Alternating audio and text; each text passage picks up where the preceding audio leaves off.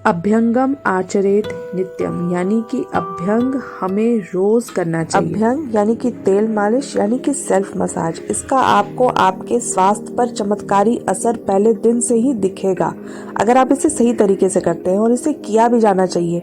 तो अभ्यंग से क्या क्या फायदे होते हैं, क्यों किया जाना चाहिए, किस डायरेक्शन में तेल की मालिश होनी चाहिए, किस तेल से होनी चाहिए, क्या टेम्परेचर होना चाहिए उस तेल का, किसको तेल मालिश करनी चाहिए, कितने समय तक करनी चाहिए, किसको नहीं करनी चाहिए, तो तमाम सवाल का जवाब आज के इस वीडियो में आपको मिलने वाला है। तो वीडियो में आखिर तक मेरे साथ बने रहना आपके लिए बेहद जरूरी है। चाहे चरक संगीता हो, चाहे सुश्रुत संगीता हो, या फिर अष्टांग हृदय जिसमें वाग्भट ने इस एक चीज को दिनचर्या का एक बहुत इंपॉर्टेंट हिस्सा बताया है। दिनचर्या यानी कि वो नियम जो आपको डेली प्रैक्टिस करना चाहिए अगर आप चाहते हैं हेल्दी रहना, अगर आप चाहते हैं स्वस्थ सुखी जीवन जीना। सबसे पहले जरूरी है खुद का ध्यान देना, अगर आप चाहते हैं कि आप दूसरों का ध्यान देने में भी सक्षम हैं। और इस सेल्फ केयर का सेल्फ मसाज यानी कि अभ्यंग एक बहुत अहम तरीका हो सकता है। हाँ, मैं बिल्कुल समझ रही हूँ कि आप जल्दी से इसके फायदे जानना चाहते हैं, क्योंकि तभी तो आप मेरी कही हुई बात को मानेंगे। तो आइए बिना समय गवाए जल्दी से सबसे पहले आपको यही बता देती हूँ कि इससे आपको कौन से बेमिसाल फायदे होने वाले हैं। पहले आपके लिए ये जानना जरूरी है कि आज के इस वीडियो में जितने भी फायदे मैं आपको बताने वाली हूँ अभ्यंग के, वैसे तो हजारों साल पहले आयुर्वेद की टेक्स्ट बुक्स में लिख दिए गए हुए थे, लेकिन आज की रिसर्च स्टडीज भी इस बात को पुष्ट करती हैं कि वो जो बातें बताई गई थी वो कितनी सही थी। अब जल्दी से चलिए और फटाफट से जान लीजिए इसके फायदे। आयुर्वेद का ये श्लोक जराश्रमवाता दृष्टि प्रसाद पुष्टायु अपने आप में अभ्यंग के सभी फायदे समेटे हुए है। ये श्लोक सबसे पहले तो ये बताता है कि अगर आप अभ्यंग का नियम बना लेते हैं तो आपको बुढ़ापा देर से आएगा। उम्र के बढ़ने से जितनी भी तरीके की समस्याएं आप सोच सकते हैं कि आपको होती हैं, वो सभी परेशानियां देर से आती हैं और आपको उतना तंग नहीं करती हैं। इसके साथ साथ श्रम यानी कि थकावट आपकी मिटती है अगर आप तेल की मालिश करते हैं। वात अपने आप में 80 प्रकार के रोग आपको देता है, तो बढ़े हुए वात को अगर कंट्रोल में करना चाहते हैं तो अभ्यंग उसका सर्वोत्तम तरीका है। आंखों की रोशनी सही रखना चाहते हैं, हमेशा ठीक रखना चाहते हैं, तो इसमें अभ्यंग का नियम आपकी बहुत मदद करने वाला है। आपकी आयु को बढ़ाता है, शरीर में इम्यूनिटी पावर को स्ट्रॉन्ग करता है, त्वचा सुंदर मुलायम निखरी हुई बनती है, नींद अच्छी आती है। अपने शरीर के मसल पावर को अगर बढ़ाना चाहते हैं, मांसपेशियों को मजबूत बनाना चाहते हैं, तो आपको नियम से अभ्यंग करना चाहिए। शरीर का स्टैमिना बढ़ता है, शारीरिक और मानसिक स्टैमिना बढ़ता है। कार्य क्षेत्र यानी कि वर्क प्लेस में आपकी इफेक्टिवनेस बढ़ जाती है, काम में आप अपना 100% दे पाते हैं। ज्वाइंट्स के टिश्यूज की इलास्टिसिटी भी मेंटेन रहती है, इस वजह से जोड़ों में होने वाले दर्द से भी आपको राहत मिलती है। तो इतनी बेमिसाल होती है तेल की मालिश। ऐसे ही हमारी दादी नानी हमें रगड़ रगड़ के तेल नहीं लगाया करती।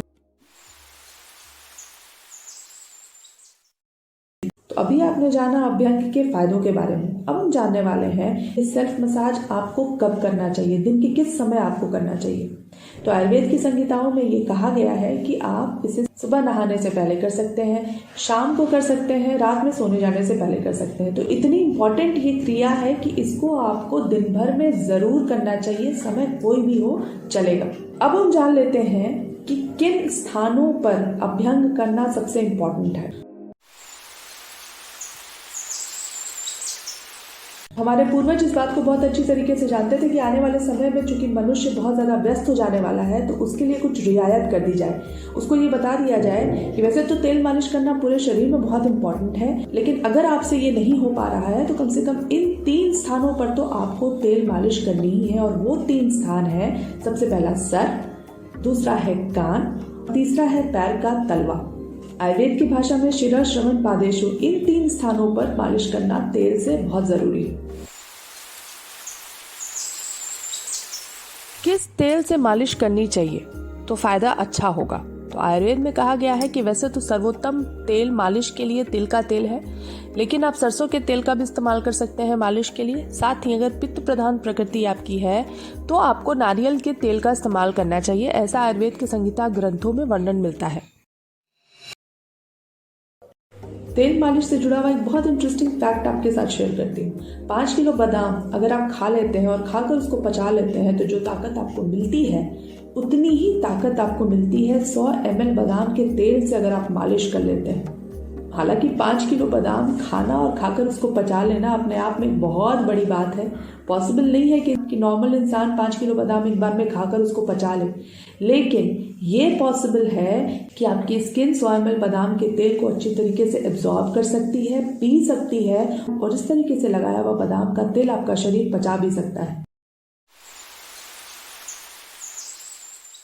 तेल मालिश से जुड़ा हुआ एक और बहुत इंपॉर्टेंट सवाल वो ये है कि तेल का टेम्परेचर क्या होना चाहिए जिससे आपको मालिश करना है।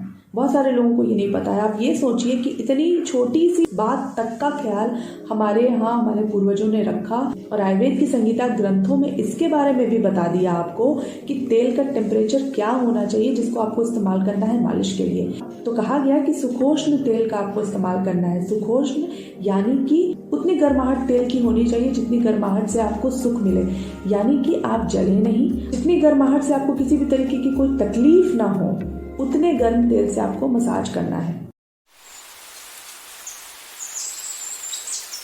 अब हम बात कर लेते हैं कि किस डायरेक्शन में हमें मालिश करनी चाहिए। जी हाँ, छोटी छोटी सी बातों का प्रभाव पड़ता है आपके स्वास्थ्य पर।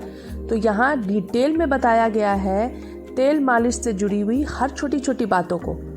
अनुलोम गति में मालिश की जानी चाहिए, यानी कि बालों की जो ग्रोथ जिस तरफ है उस तरफ से हमें मालिश करनी चाहिए। बालों की ग्रोथ की ऑपोजिट डायरेक्शन में मालिश न करें। समय क्या होना चाहिए मालिश का? तो कम से कम 10 मिनट से लेकर अधिकतम आप 35 मिनट तक मालिश कर सकते हैं। कम से कम 10 मिनट की मालिश तो ज़रूर करनी चाहिए।